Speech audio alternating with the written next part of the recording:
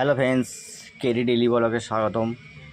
দেখো, এটা হচ্ছে হোন্ডা অ্যাক্টিভা 6G 125। তোমার একটা নতুন টেকনিক দেখাবো, পেছনের চাকা খোলা কীভাবে খুলতে হয়। এটা হচ্ছে গাড়ি মডেলটা, এই যে হোন্ডা। ওই যে চাকার নাটটা খুলতে গেলে ব্রেক ধরতে হবে, দিয়ে হাতুড়ি মেরে মেরে খুলতে হবে। বেশিরভাগ নাট স্লিপ হয়ে যায়। ঠিক আছে, তোমাদের একটা নতুন পদ্ধতি আমি দেখাচ্ছি। এই যে গাড়ির চাবিটা লাগাইছি, লাগিয়ে গুটি হ্যান্ডেল সেট করে দিচ্ছি পেছন দিকে, দিয়ে স্টার্ট